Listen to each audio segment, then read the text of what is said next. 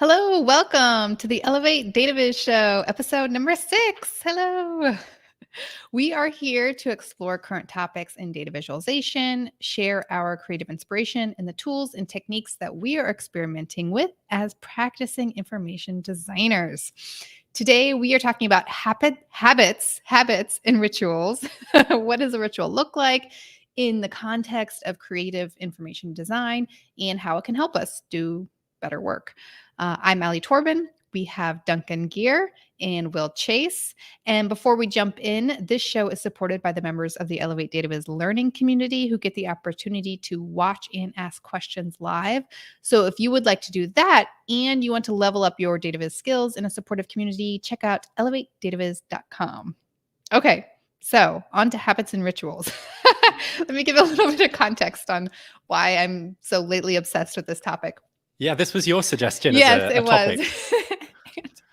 So I'm interviewing information designers about their creative process on my podcast, Dataviz Today. And one of the questions that I've been asking people is, do you have any kind of ritual or habit to get you into a creative space to be doing creative work? And it turns out most people are saying no, or they're saying no, but I think they do have rituals, but they just don't think about it. Like they're not, they don't know that they're doing it because habits and rituals can just become so embedded in what you're doing that you don't even realize that you're doing it. So I kind of just want to shine a spotlight on these things because I think if people can integrate it into their practice in a really purposeful way, they can reap the benefits of it. So I define like a ritual is just like something where like a task or something that you do repeatedly that doesn't, you're not doing it to accomplish a certain thing. It just means something to you. And if you can see a lot of examples of this in sports. So like LeBron James, like his famous little throwing up chalk in the air before every match or every game, like that's not necessary. He doesn't need to do that, but it kind of like gets him in the zone, get focused and gets going. In tennis, Rafael Nadal just like infamously has so many little rituals and little things that he does, like he has a bunch of different drinks that he has, like Gatorade and water. He drinks them in a certain order in between each changeover, and then he positions them perfectly in their exact spot before. Yeah, you can observe this a lot, in fact, watching tennis, because everyone, especially if you watch people serving, everyone has their routine before they serve. How many times do they bounce the ball? Mm-hmm. And then, what do they like? Nadal takes like a certain step and then bounces the ball this many times. And then he always does this little thing. The hair thing. With the hair thing. And so everyone has their little like sort of ritual. Yeah. And I think if you start watching out for him, or if you even hear athletes talk about it all the time, the different things that they do. And I saw an interview with Rafael Nadal, and someone asked him, like, why are you doing all these wild rituals? And he was like, they just help me focus and they make me feel more confident. And like, oh, that's really interesting. I wonder if that's something that we can bring into our practice, because the reason why people in sports, before they perform, they need kind of this extra boost of confidence is that they're dealing with a lot of uncertainty. And we do that too. When we're trying to be creative and we like open up a spreadsheet and we like create a data story, like there's so much uncertainty that you're trying to navigate. So why wouldn't you be able to integrate some sort of ritual in there to help you feel more confident in navigating this uncertainty? And they've actually done studies and showed that rituals help you feel more confident because it gives you a sense of control over this uncertain thing that you're about to start navigating, which also helps you regulate your emotions and reduce anxiety. So yeah, I guess it puts you in a headspace where you are doing something that you have done a million times before, and that thing is incredibly easy. Mm-hmm. So then when it comes to do the hard thing immediately afterwards, you're still like in that headspace of like, I've done this a million times before. Mm-hmm. Yeah. So I just feel like there are so many benefits, and I would really love to explore what it looks like in our field. And Will, you remembered that RJ had this really cool infographic, Dataviz, about the creative routines of various historical figures, right? Yeah, absolutely. So I don't know why I didn't remember this earlier, but just sort of today this came to me. I was like, I remember seeing this infographic that RJ had done. So this is RJ Andrews is a data viz designer, data storyteller. He wrote a book called Info We Trust. It's a nice book. So this is an infographic that he made, I think, a while ago at this point. Yeah, This it's is pretty old, I think. fairly old, but it's still nice. I think it really holds up. Mhm. And it's the routines, creative routines, or sort of how people broke up their time during the day, at least you could say, of different famous, creative people. So it's designed like a clock. So we have noon and 6 a.m., 6 p.m. And then the colors are what they're doing. So everyone sleeps and does socialization, meals, whatever. That's the orange. And then the green is their primary work. So not that we'll go deep into every person and what their routine is, but I think it's an interesting thing to browse. You can see how people break up their days. You can see how, if they're doing big, giant, like one big chunk of work. Some people do that. They do their work all at one chunk. Some people break it up into little pieces throughout the day and intersperse it with their, socialization and free time and stuff. You can kind of also see how little sleep a lot of these people got. Yeah, I was looking at that and I was thinking some of these, it's hard to see. I can't enlarge this one. Maybe I can just do a little. Oh, there we go. Look at that. How nice. So yeah, like Mozart doesn't get very much sleep. I think he gets the least amount of sleep. Most people don't get a ton, but also I guess it's worth remembering these people, most of them lived quite long ago. Not Maya Angelou, but a lot of these people were historical figures. So I'm enjoying the people who have like a good nap in the middle of the day. Yeah, So like jealous. Darwin is there. Yeah. Honoré de Balzac, it looks like. Oh yeah, there's a Thomas Mann. Is that Thomas Mann? Yeah. Nice nap in the middle of the day. I thought there was a few interesting things to call out here. Was a lot of people have exercise. That's the blue.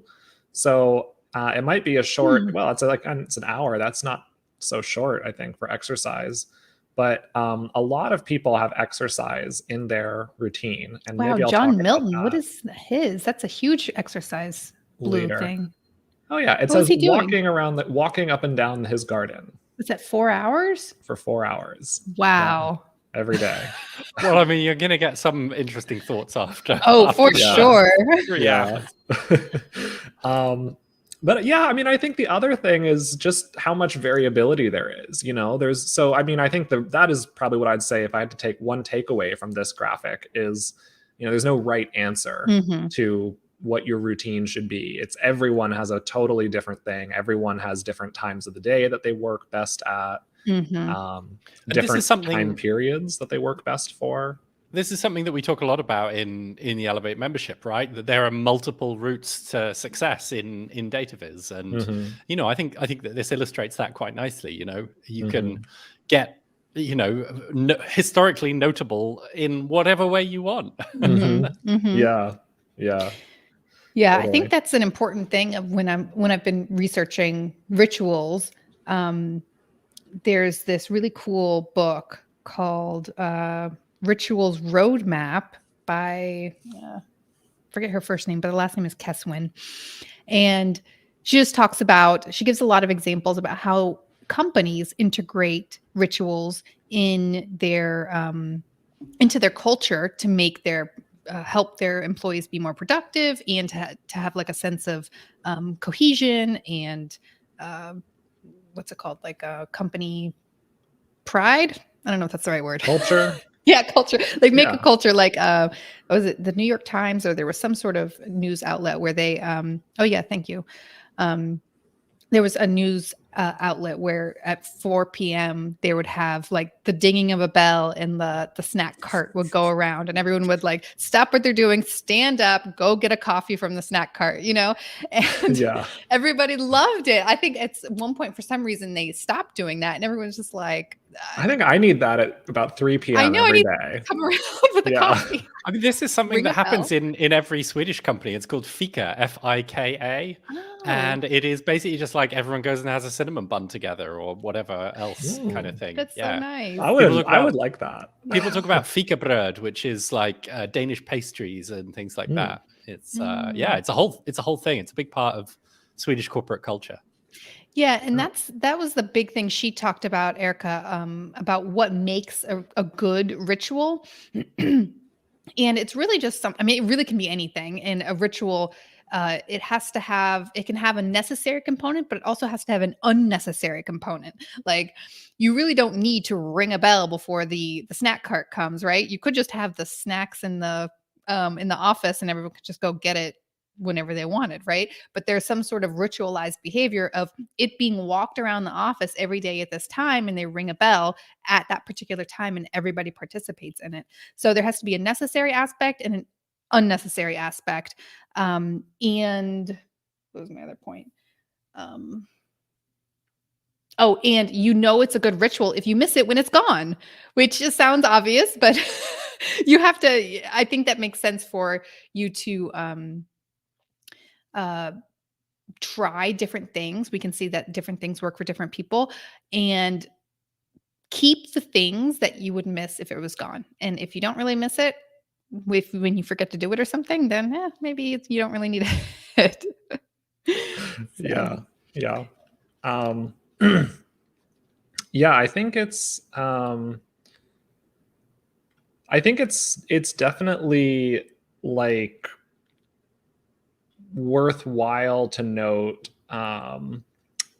also there is some science behind this idea of routines. And so the one thing that I think I said earlier I was going to mention, we talked about the exercise a little bit. So that is something that actually there's like quite a big body of evidence in the scientific literature now that exercise basically stimulates brain activity. And so, you can see this anecdotally. A lot of creative people say, oh, I go for a walk or I go exercise at the gym while I'm brainstorming or thinking about, there's a lot of authors that I follow that say this. They think of their stories while they're at the gym and then they come home and write down their outlines or whatever. And so there is quite a big body of evidence that, exercise, like aerobic exercise of basically any type will, like, for example, they had students do the exercise and then take a test, and the test scores increased if they exercised before taking the test. And so I think for a lot of people, that is something you could try if you don't already try it, or maybe it's already an important part of your process. Yeah, and I think alternating the two, so like having things where it's like an intense form of something and then a rest of some sort. Those two pair really well together when you're doing creative work. So I think like the break of exercising, the break of standing up and getting the cart, a ritual where that helps you get a break, I think is really useful too. Erica Keswin says that the beginnings and endings of things are also really ripe for adding a ritual. So like at the beginning of a working session, like I've got these notebooks stacked up on my desk, and I take whatever notebook I'm going to write in and I bring it to the other side of my desk, like to my right-hand side, because I'm right-handed. So just having them on the left, stacked up on the left, and bringing them to the right, it's like so unnecessary. I could just have them all stacked up on the right. Yeah. But I really like being like, okay, I am picking this particular notebook because this is what I'm doing in this notebook. I need this particular notebook for this task. And now I'm bringing it to the right-hand side. Like that little motion kind of helps me focus on what I'm about to do. Yeah, definitely. Duncan, do you have any examples of habits or rituals that you do? I think I've got a ton. I mean, like one of the most obvious is like I have a dog, and like everyone else who has a dog, I have to walk my dog. Mhm. So I go out, 3 or 4 times a day for a not inconsiderable amount of time, no matter what the weather is like outside. Like I have to go out there and walk my dog. And sometimes like that is valuable podcast listening time because I don't have a Mhm. commute. I work from home. And so I kind of treat it almost as like a little bit of a commute. And sometimes I'll listen to podcasts, but sometimes I'll just go out and, listen to the world and think about stuff, especially if it's, if I'm in the middle of some sort of like creative thing and I'm a bit stuck, then I will quite often be like, right, okay, now's the time for a dog walk. Let's go out and It's have your some bell. ideas. Yeah, exactly. Time to And get up. definitely I've come up with a lot of like solutions to problems, but also like new creative ideas. When I did my interview on your podcast, I talked about the value of mashing ideas up together to create new ones. And I think that's where that tends to happen, where things kind of like that have been rattling around my head knock into each other and create something new. So Mhm. I think that's kind of my time there. But then I've got also a lot of other more, I don't know, I guess like productivity oriented rituals that I could talk about a bit. Mhm. One is that I start every single day, and I've done this now for coming up for 3 years, where I have a little diary. I call it a logbook, and I put Mhm. stickers on it. And every morning, I just write down all the things that I did the previous day, and I kind Interesting. of I use my so I have like to-do lists Wait, so this app is that what I you did use. yesterday, you're saying? Yeah. Oh, So the next day, I will write down everything that I did the previous day. okay. So I've got That like checks the unnecessary 3 box. years of this, and it's Will, just I almost like, made you spit out your water. what have I got here? I've got like read and edit Gabby's slides It's post, help it, Carolyn with presentation, ask Miriam for data maps. Like it's just that kind of So stuff. it's so why? Duncan. Yeah, why do you do that? Why? So I do this for a few reasons. Like one is to make me feel like I am getting stuff done. Like I definitely have kind of like Okay. things around. I have like productivity anxiety, like I think a bunch of people do. And every Hmm. day writing down the stuff makes me think, yesterday I did quite a lot of stuff. That was a good day. Huh. Like because there's always like enough stuff that I feel like it was a good I day, know. Yeah. And then another thing is posterity. Like in 10, 20, 30 years, I'll be able to come back and I'll be like, right, what was I doing on this day? And I'll be able to look in the books. And that is a key reason why they are physical books and it's not like a file or something like that. Hmm. And then the third thing is it just kind of like forms part of my planning because I write down what I did the previous day and then I plan what I'm going to do that day. So it's kind of like, here's what I did yesterday. Here's what I'm going to do today. It's just like the classic stand up kind of thing, but I just do it with myself. Do you think it helps you process emotions too, going through that? I mean, I know that a lot of people do like journal pages and things like that in the morning, and it's not a kind of journaling in that way. I don't write down feelings. I make a note if I've like had a migraine the previous day, Hmm. mainly because I'm trying to track what causes my migraines. So I Yeah. use it as a little bit of like data collection, I suppose. Hmm. But it's definitely not a kind of it's definitely a logbook, much more than a journal. I don't write down what I think about things. I just wrote down what I did. It's a lot more like neutral in that way. Yeah. Because the reason I asked that is because I forget exactly where I got this and why, but I remember with my kids, when they're toddlers, they say that at the end of the day, you should talk about what they did that day. Mhm. And I'm pretty sure it's because it helps them begin to understand time and like Yeah. narrate their lives and understand what happened and gives them a chance to like mention any emotions or feelings that they still have Mhm. about whatever happened that day. So I feel like, I mean, that's like the adult version. I didn't even realize, but I could do it Yeah. too.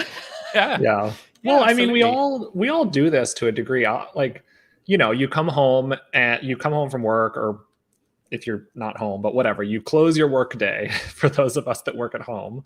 And, for those of us that have, I don't know, you live with a roommate or a significant other or something, the first thing you do is say, well, how was your day? What'd you do today? Right. Mhm. And And you so recount recount what you did.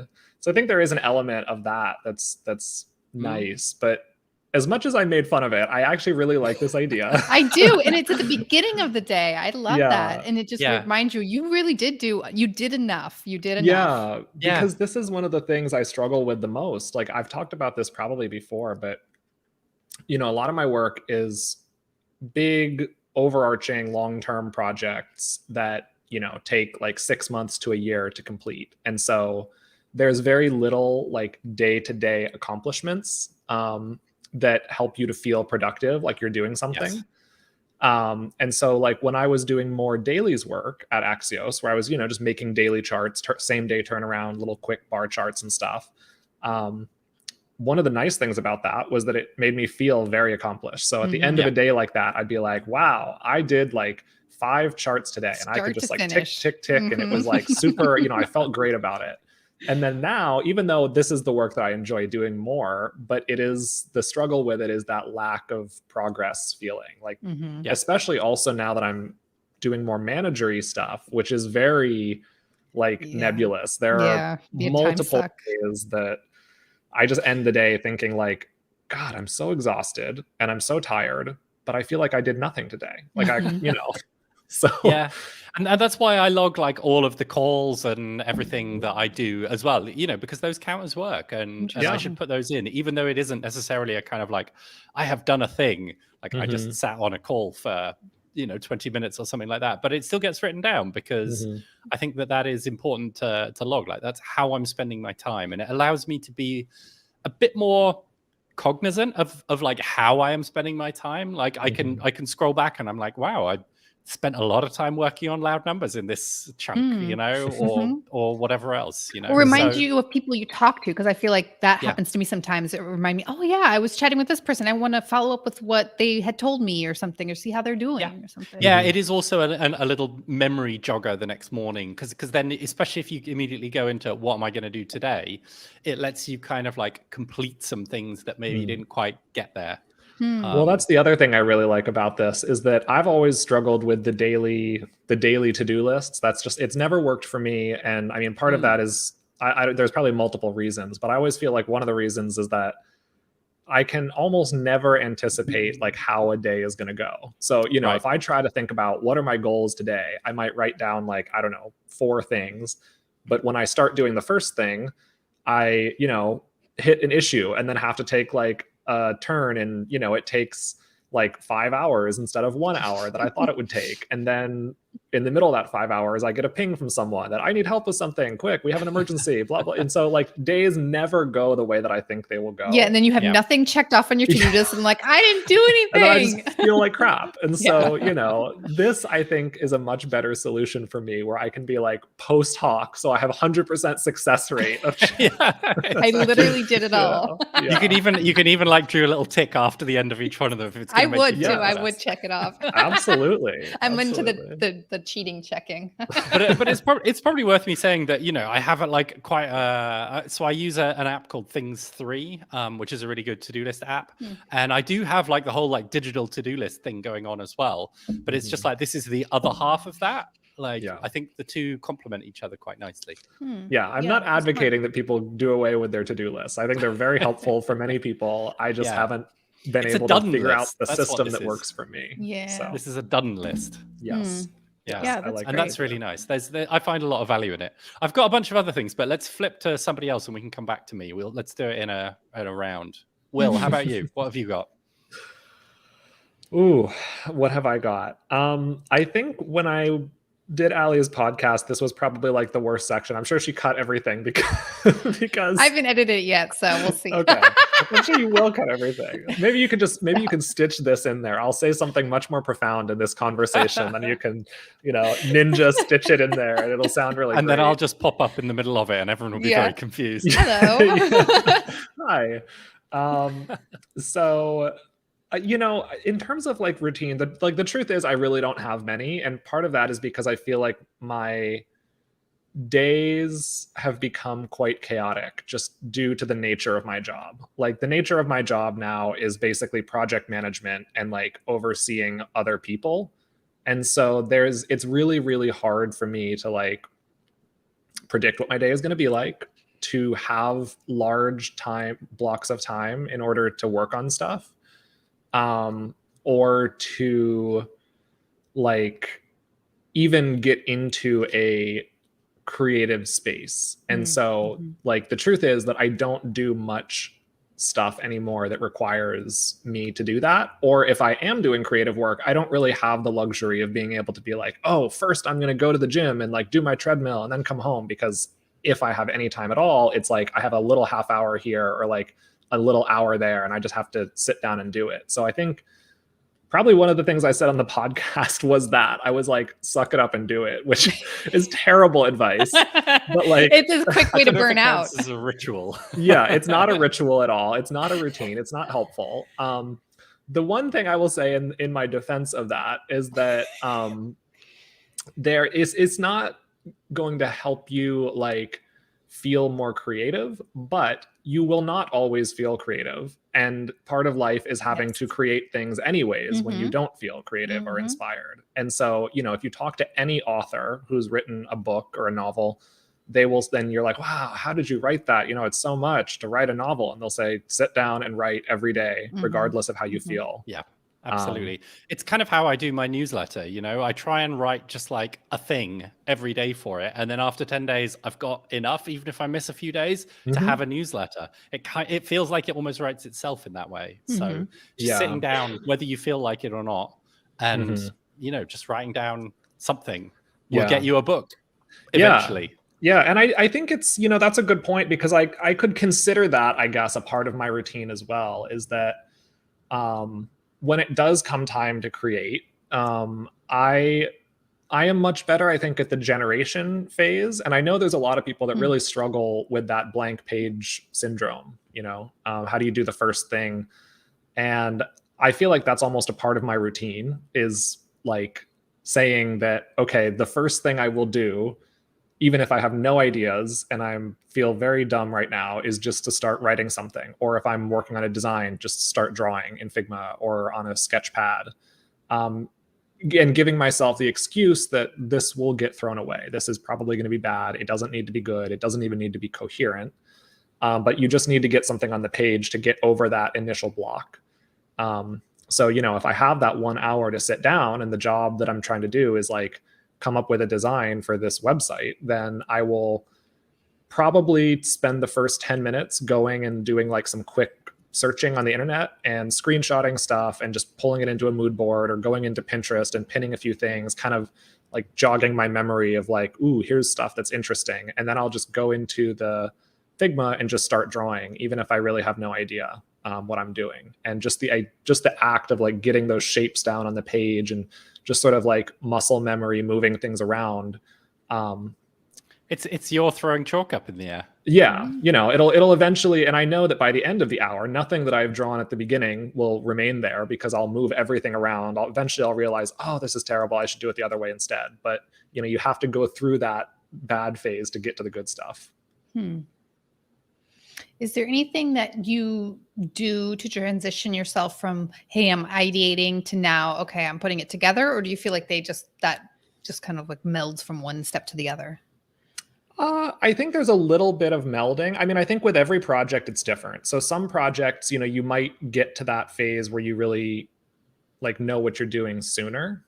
And there's the other thing is there's going to be multiple rounds of edits. So even that, you know, at the end of that hour, when I finally think, oh, okay, like I've finally gotten something that I don't hate now, but it will still get edited probably 3 or 4 more times until it becomes, you know, the final product. So that just doesn't mean you're done just because you like got out of the really terrible phase.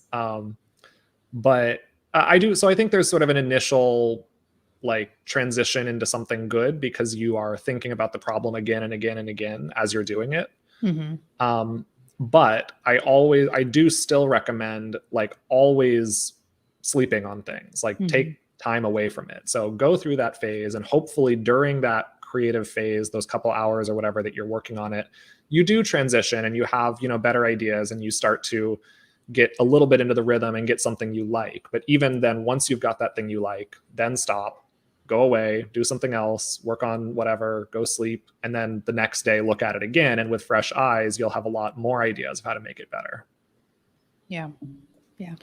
Yeah, it's interesting hearing you kind of talk about that, because one thing that I think that I do, which is perhaps a little unconventional, is that if I know that I've got to deliver, I don't know, a document containing some Dataviz sketches. Like, let's use that as an example because I did it the other day.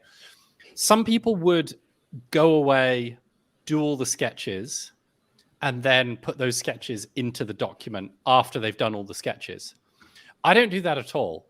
I start writing the document, and then I get to a point where there needs to be a sketch, and then I will sketch it, and then I will continue writing the document. Do you see what I mean? It's like I'm not separating those processes out. Like, I know that the eventual output is going to be a document, so I just start writing the document, you know, and I will do research as part of that as well. It's all just kind of like in one mashed up thing together. And I find that helps me stay in the sort of focus zone, because it's just all one thought process. It's not like, I will go away and do some research, and then I will go away and do some sketching, and then I will put it into the presentation mode. And I think that really helps me get something that is like it has a kind of through line through it, because I've written it as one line rather than lots of kind of like little bits that then I have to mash together into something that feels whole. This is interesting because I think I have a very opposite approach, which is a good way to illustrate, the diversity of different creative processes. Because the thing that really kills me when I'm doing stuff like this is anything that is a blocker, like task switching. And so, when I'm writing a story, I don't worry at all about like what the charts or the visuals are going to be, or even what the data is going to be. Or if I don't have something, I just skip it. And so like I will go through and write an outline or write a story, and anywhere that I know we need a chart or some image or graphic or whatever, I will just put, brackets, line graph of X versus X here, and then keep going with the story, because I don't want to have to go off and do that. Right. Yeah, that makes sense. Yeah, I think what kills my creativity is boredom. It's doing the same thing like too many times in a row. So I'm kind of like constantly moving between slightly different processes, and that helps me stay fresh in that way. So yeah, really interesting that we have such different approaches there. And the other thing I like to do is have like a bank of assets ready, especially this is very relevant if you're designing something, is to have, so if you know that you need some photography in your design, get all those assets ready that you might need beforehand, and just stick them in your document ready to go. So when you need a photo, you can just drag one over. You don't have to go off and search for it and, do that. Mise en place, right? Exactly. Yes, very much.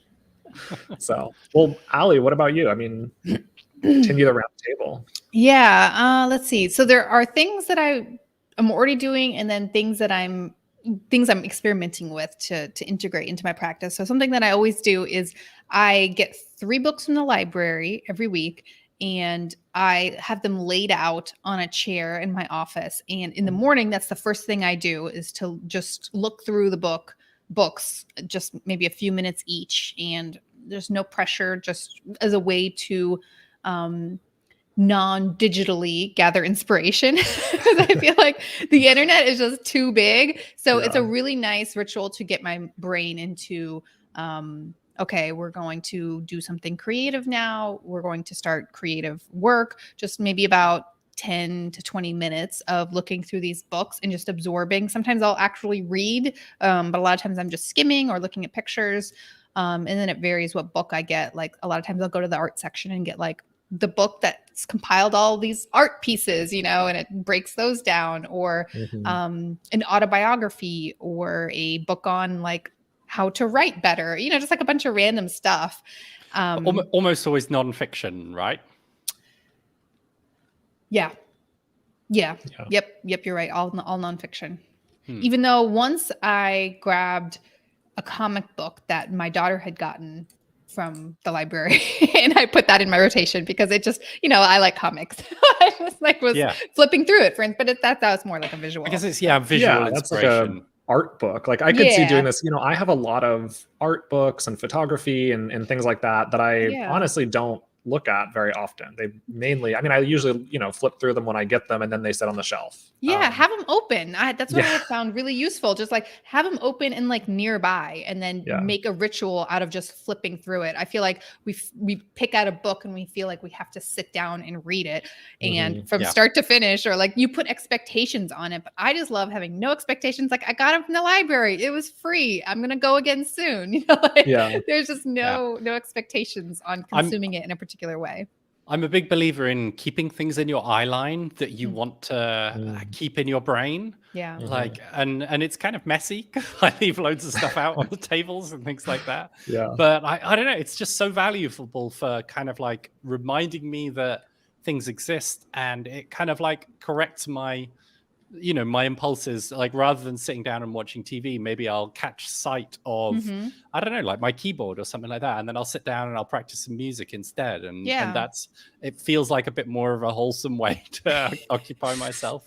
I think it's a good idea. It's also really good to to keep in mind that like this stuff is work. So, I think a lot of people would feel guilty and think like, oh, it's 9 a.m. time to go to work. I got to like open the computer and start typing and answering emails and stuff. But like, it is totally valid and, acceptable to be like the first 30 minutes of my work day is like gathering inspiration and refreshing my brain by looking at books or reading or whatever. Well, and the thing that changed my mind about that, because I felt the same, like I need to be literally sitting at my desk in order for that to be working. Otherwise I'm messing around. Right.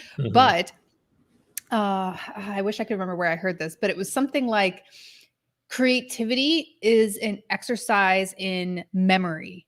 So you are taking the things that you already have in your memory and you're making interesting connections. Right. So how can you make connections to blank spaces?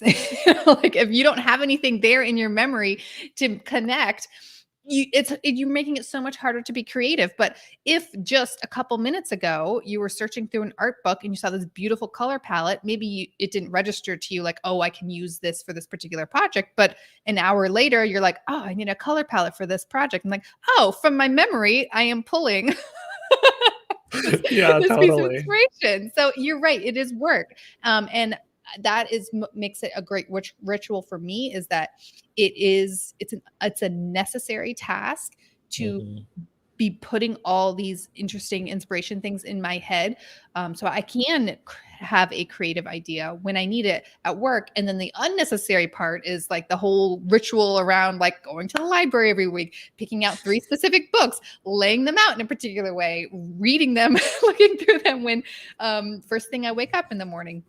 So that's what I'm trying to do, is to create things, rituals that are necessary for my work and have some sort of unnecessary component in that I really like doing it. And I feel like those are the rituals that will help me in my work, and I will continue to do them. They have like staying power. Yeah.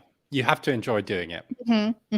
Yeah, because otherwise you just torture If yourself. it's a chore, then that's like the opposite, Yeah. Pick something else. This is supposed to be the thing that's, like I said at the beginning, like this is the thing that's giving you confidence to navigate uncertainty. So you want your ritual to be something that you enjoy doing, gives you a positive feeling, so that you'll keep doing it and feel more confident doing your work.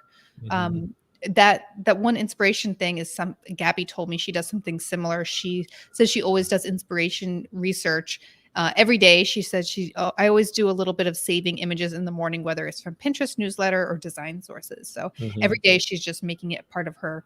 I don't know what time of day she does it, but every day she makes it a ritual to just be constantly gathering things. And I think it's a similar thing. You got to have those things in your head so you can use them later. I try and read a lot of my newsletters in the morning, sort of, and I say before I start work, but it, like you said, it is part of work. I've quite carefully curated the newsletters that arrive in my inbox. I'll unsubscribe from stuff that's annoying or junky and everything, and it's good stuff now that I have. And so by reading that, it puts those ideas into my head. Yeah, I think that's a great point. I mean, everybody does that to some degree. And so, that's my version of that in the morning is scrolling through Reddit, scrolling through Twitter, where I see, what stories were published that day, or I just get interesting ideas. And yeah, it's like, I mean, it's a blending of, goofing off and research, because like, yes, I learn things, I get inspiration, but of course, it's not all of that. Yeah, there's some junk in there, but there's also some protein. There's always some good stuff. But the other thing, vegetables. Yeah, the other thing I love to do is, I always do this periodically, whenever I remember to do it, maybe once a month or so, I go back and look through all the old libraries and saved things that I have. So, I mean, everybody has this bookmarks folder that was like things you bookmarked 2 years ago, and then you never went back to it, because no one ever goes back to their bookmarks. But go back to them, like, really. So I bookmark things on Twitter, online. I have my Pinterest, and I love to go back through my archives and just scroll all and see all the things that I saved and remember, oh yeah, that was so cool. I'm glad I saved that. So yeah, I'm trying to also integrate new routines, because I have been doing this research. It's underscoring for me how important they are. So trying to do other things too. Like, I got this new desk where, you can just lift up the center panel to turn into a standing desk. So I've been trying to figure out ways to use that to kind of help mark the change of certain tasks. So if I'm doing something creative, I mean, I haven't figured it out yet, like something creative, maybe I'm sitting, but then now I'm transitioning to executing, then I can lift it up, and I know that it's going to be just a short 30-minute like executing task, and kind of changing my environment a little bit, going from changing my altitude. Changing your posture very much. Yeah. It feels like a more active posture. From a kind of like lean back experience to a sort of lean forward kind of thing. Yeah. So I'm experimenting with that. So that's a necessary component, like the changing the posture. I'm trying to think of like the unnecessary component. I mean, I guess I don't have to be standing, but yeah, I'm going to try, I'm going to see if I can fit one in my office. I'm moving in a couple weeks here, and I will finally have a real office. And so one of the nice things would be if I can fit like a comfy chair in there, which is not my desk chair. So like in the morning, if I want that can, if I want to sit and read inspiration and art books and stuff, I can do that. But I like the idea of like a physical change of some sort, whatever it is. It's really important. Like you said, like sometimes I don't have the hour to go to the gym, or to take a long 4 hours to walk around my garden. You don't have acres and acres of grounds to walk around and stroll through. Like walk in circles, but check the fences. Yeah. But yeah, if you can do something that literally takes a minute, I mean, there's really no reason to integrate it. And especially if you enjoy it. I've heard of other people like lighting candles, especially a particular scent. In college, I got on this like cinnamon gum kick, and then like I ended up training myself to like chew cinnamon gum while I was studying, and then like this is like Pavlov's dog. I think it really is. There's like a like it just cued my brain to start thinking about whatever topic, or like this is focus time. I have literally 3 packets of chewing gum here on my desk right now, because if I don't have them, I will go and snack. I will bite my fingernails, and so it's a nice way of me. I love this like psychosocial engineering on yourself. I know. Well, it's just so funny because it does sound a little wacky, but if you think about sports, like these people are performing at such a high level, like you get confidence from practicing and being good at your job and having a lot of skill, right? But there's a lot of times where you can't just lean on that. Like you need something else to kind of push you over the edge, or to like lean on when you're in times of doubt or just stress. You got to go beyond it. You got to go beyond it. You need something to lean on to help you navigate that uncertainty. And sometimes skill and practice isn't enough.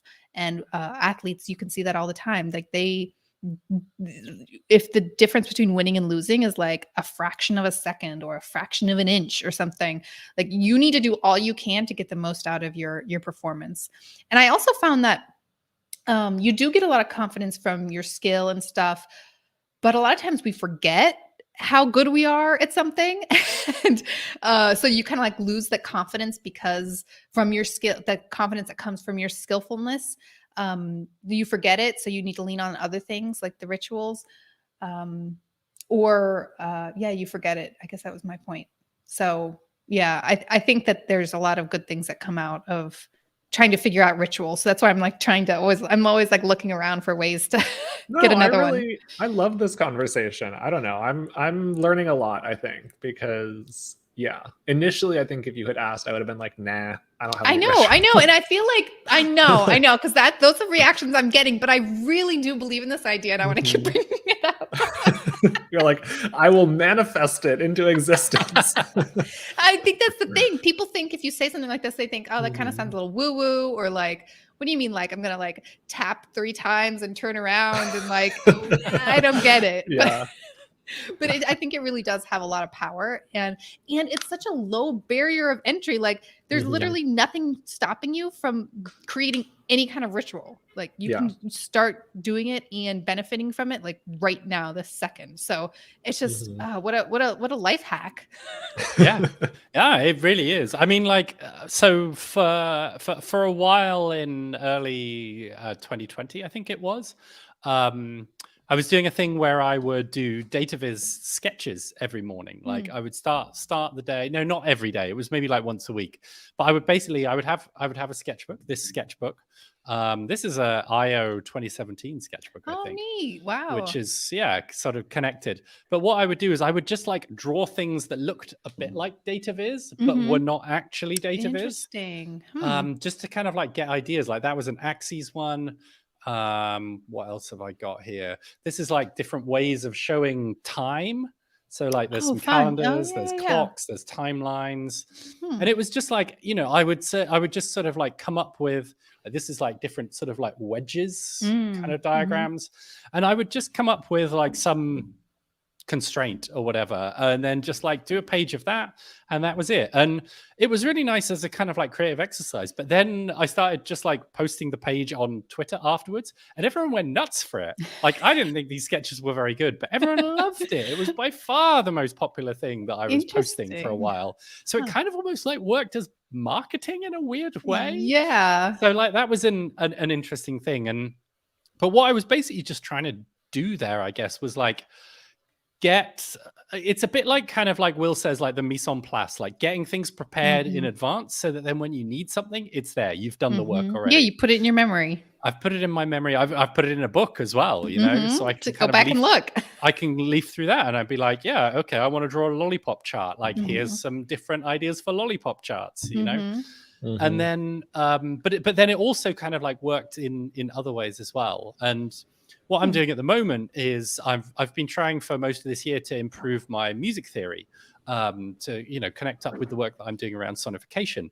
And so what I'm doing every morning now is I've got like this little website that will generate a random scale, and then I will just kind of like try and like figure out what the notes are in that scale.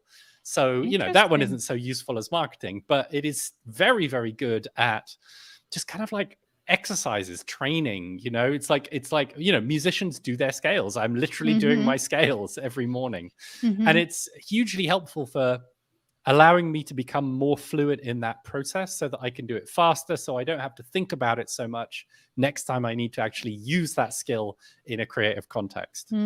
Yeah, can you imagine like for some reason you have to do it on call? I imagine most people would hear something like that and be like, I don't know, I can't think of anything. Like, and you'd be like, yep, I got it. Yeah, I know what's in A minor or whatever. Yeah, exactly. Yeah.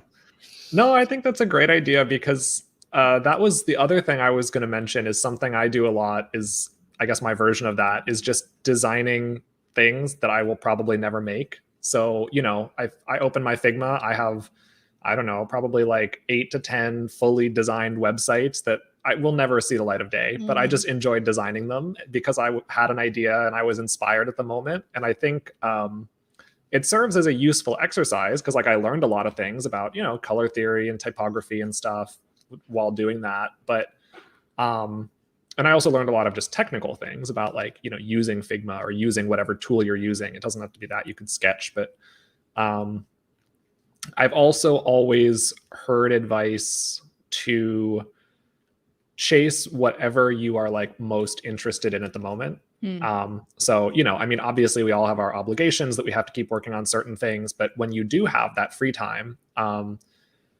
focus on, like, let your mind wander and just focus on whatever you're most interested in at the moment. So I think a lot of people have gotten anxiety. I've gotten anxiety over, like, oh, I was working on this design for so long, or this one project, and then I just kind of lost steam and I should really finish it, and all these unfinished things. But oftentimes it's more useful and you're going to be more productive by just working on whatever it is that interests you most in that moment. So yeah, and it's okay if for a while that is a junky thing, like a TV show or a video game or something like that. Like, that is totally okay. Yes, like, as long as it's not like always like. Please have other hobbies and things that are not work. And, yes, refill your tank. Yes.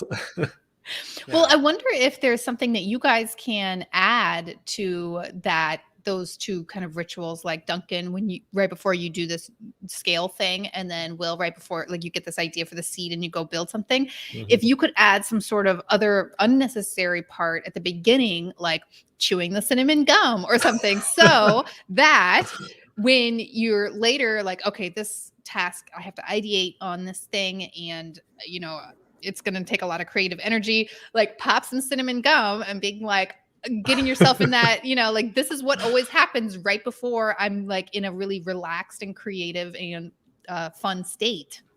I wonder if this is how, like, Popeye got his powers. He was just like, he would just eat a can of spinach before he went to the gym. Well, I love that. I was just going to say, this is total random tangent. This is reminding me so much of Everything Everywhere All at Once. Have you guys seen this movie?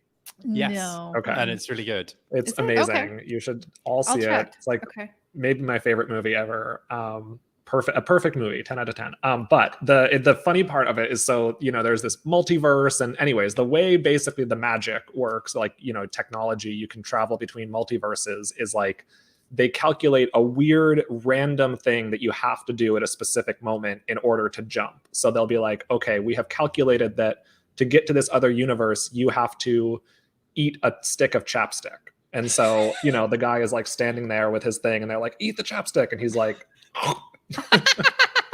or like chew old gum or something. So they're like running around looking for a piece of gum under a table to chew. And then he suddenly gets like amazing kung fu powers or something like that through this process. Wow.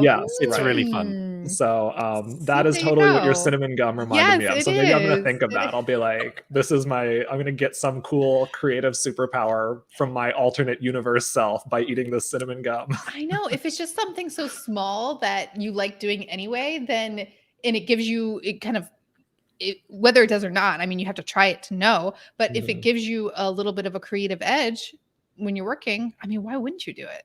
Yeah, totally. I've got a question for you both. Is there a ritual or a habit that you have tried to institute that hasn't worked? It hasn't stuck? And why do you think that might infinite? Be the the pile of so things I could list for you. Oh gosh, yeah, I've tried to do a lot. Well, I've tried to do the ritual or the habit of not looking at my phone before I do my my book ritual, and I haven't been able to. I did that for a couple, like 2 weeks maybe, and it was great, but for some reason I just couldn't keep it. Well, I mean, not for some reason. Obviously, we know why. It's hard to not look at your phone, but I don't know. I just really like looking at my phone in the morning. Yes. I tried, and I really love the benefits of not doing it, but it's as if these tech companies, employ people like straight out of Harvard who are like top of their class. I know. To get you obsessed with them. I know. Yeah. How can I compete? I just can't compete with that. It's very difficult. I mean, I have a similar thing. Like, I try and have a screen curfew for 9 p.m. And then, like, usually I go to sleep about like 10 or something like that. I'm a fairly early sleeper. But that hour in between is supposed to be like reading time, walking the dog, just like kind of like winding down before sleep time. But it inevitably happens that it will get to about like 9:45, basically 10 o'clock before I'm like, I should really put my screens away. And I kind of oscillate. Like, sometimes I'm better at it than others, but I'm very forgiving of myself with it. Like, I don't drop the entire habit just because I rarely meet it. I still try and do it, And sometimes I'm more effective than others. I mean, I've had, same thing with with the phones and the screen time. I've done that. My habit, like I always will watch something on TV or YouTube or whatever while I eat lunch, or in the morning while I'm eating breakfast. I always do that. And so I've tried to replace, instead of, watching YouTube, I've tried reading books or reading design books or reading whatever, or doing something like that.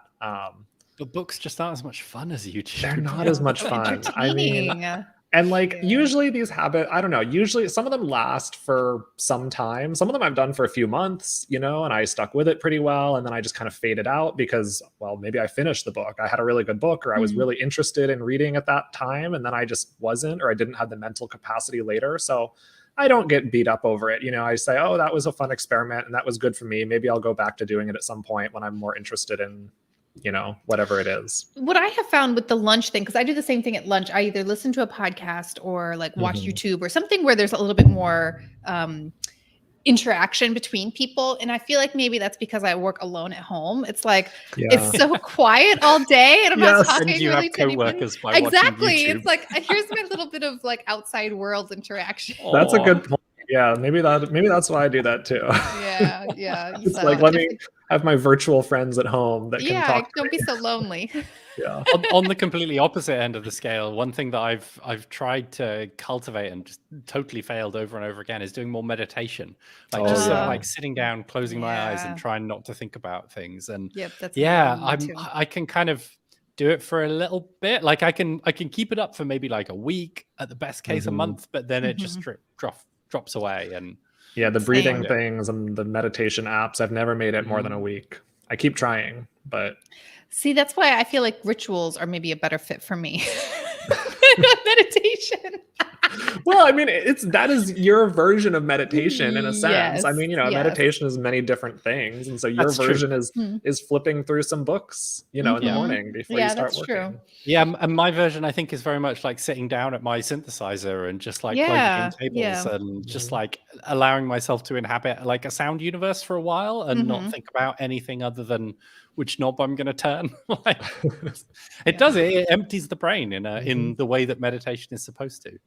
Good. Yep. All right. I think we've covered this topic quite a bit. I think I hope we have convinced everyone to try a ritual. I guess to sum up, a ritual, something that you do maybe right before, at the beginning of something, in the middle of something, at the end of something, has some sort of unnecessary component and necessary component, and it'll just help you feel more confident when you're trying to navigate uncertainty. So if you ever are feeling like Will said, like I'm, everything is chaos right now or something, if you're trying to navigate uncertainty, think about how you can integrate a ritual into your practice, and let us know if you do it and if it helps. And I hope as well that you've realized by watching this that you probably already have some rituals that you maybe didn't think were rituals.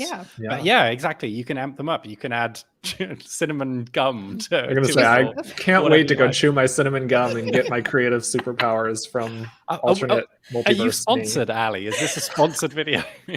Yeah. Wait for the commercial at the end. Do Big Red for. Yes, Big Red. That's right. Yeah. Sponsored by Big Red, not sponsored by Big Red. Not sponsored by Big Red, but if they would like to sponsor us, we will take their money. We're open, yes. Yeah. Okay. All right. Thanks for joining us, everybody. And we'll see you next time on the Elevate Dataviz Show. Bye. Thanks, everyone. Bye-bye.